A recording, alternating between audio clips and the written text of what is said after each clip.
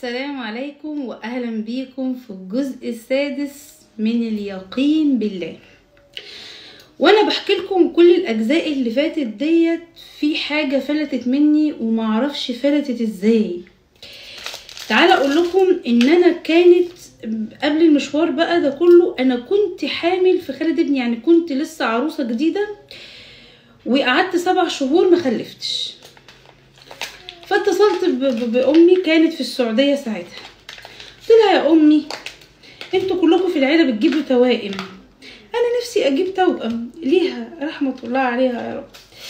قالت لي انا امي الله يرحمها كانت بتجيب توائم، واختي جابت توائم، واختك انا اختي الكبيره جايبه توائم.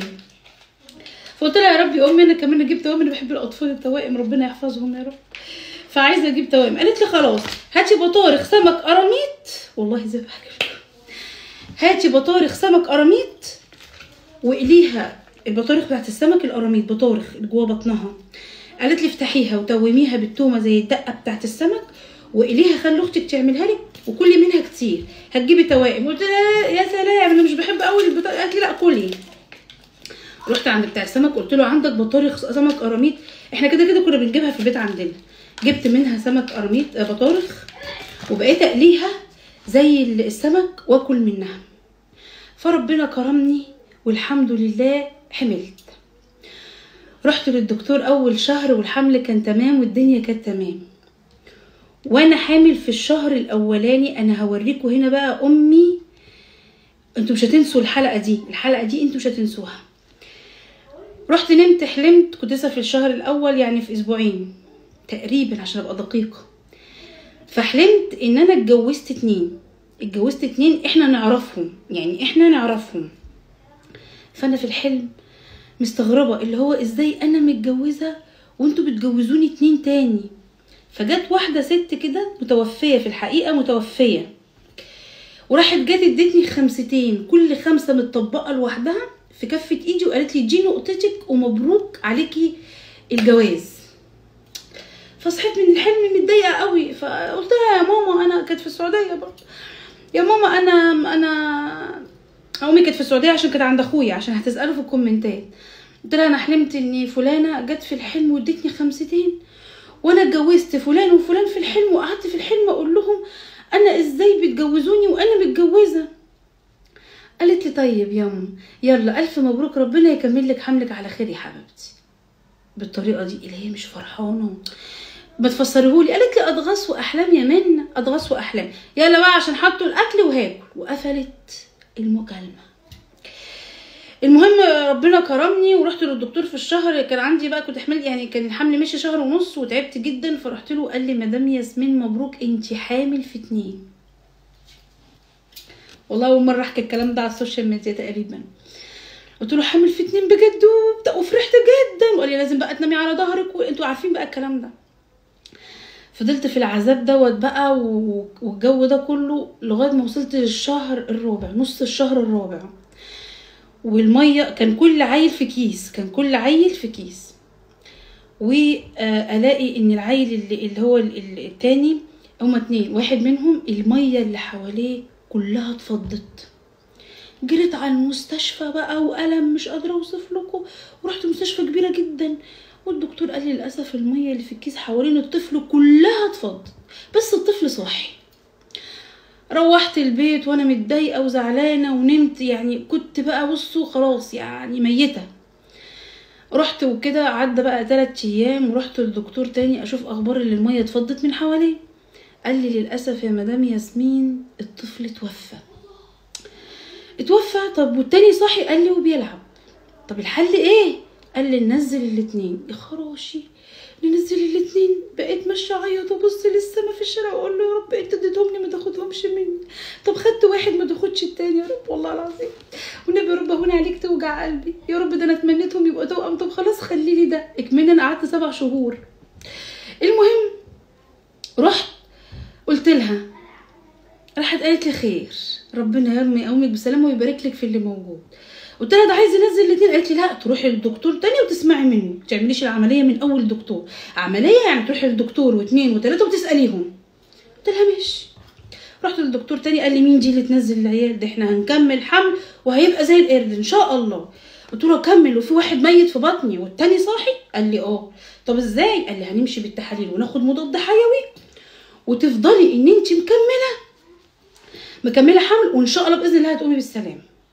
طب واللي ميت ده؟ قال لي ما هو المضاد الحيوي والحاجات اللي احنا هناخدها هتمشي يعني هظبط لك الدنيا. رحت فرحانه ليها وقالت لي يلا ربنا يكمل لك على خير وحافظي على نفسك، وقعدت تطبطب عليا. كانت بتطبطب دايما على قلبي مش عليا. رحت خدت بعضي بقى وفضلت اريح نفسي شهر، في التاني، في التالت، في الرابع، بقى على الحركرك اللي هو عاوز احافظ على اللي في بطني. وجيت في نص الشهر الثامن والميه اللي حوالين التاني اتفضت. والله زي ما بحكي لكم. رحت طالعه على المستشفى، قال لك دي ولاده، خلاص الطلق بقى بدأ ودي ولاده ولا محاله. دخلت العمليات وولدت ولازم حضانه بقى، ده في نص الثامن لازم حضانه ونحط الولد في حضانه والجو ده كله. طيب تمام. بعد ما ولدت وكده والحمد لله خدته في حضن، قالت لي تعالي. كانش ليها حل الله يرحمها. لما انت كلمتيني وانا في السعوديه وقلتي لي فلانه جت واديتك 5، كل 5 متطبقه لوحديها وقالت لك دي نقطتك، وانت اتجوزتي 2 في الحلم، فلان وفلان. قلت لها اه انا فاكره الحلم. قالت لي ال5 اللي كل واحده لوحديهم ان الاتنين ما كانوش في كيس واحد، ان الاتنين كان كل واحد في كيس. قلت لها تمام.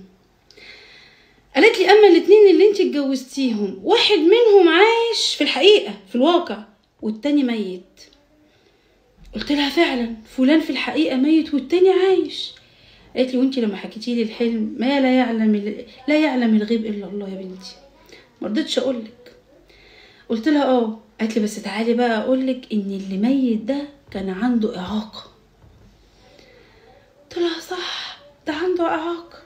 قالت لي فلما انت بتقولي لي في التليفون وانت بتكلميني بتقولي لي يا ماما وجيتي ده الطفل في بطني مات، قلت لك لعله خير، اتنرفزتي وزعلتي ويا ماما خير ان هو مات. لعله خير، انا امك وادرى منك.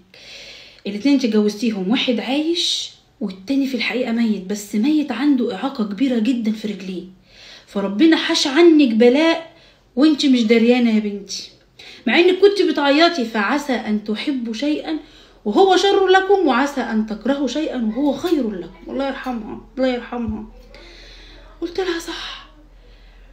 فهنا بقى هرجع واقول لك انت كنت بتخططي لحاجه وربنا مخطط لك حاجه، انت بتحبي حاجه وهي شر ليكي لكن ربنا رايد لك بالخير. والله انا قاصده جدا احكي الموضوع ده النهارده انه فلت من دماغي، وكل اللي حواليا عارفين قصه حمل دي، كل اللي حواليا عاشوها معايا. بصوا كانت مأساة.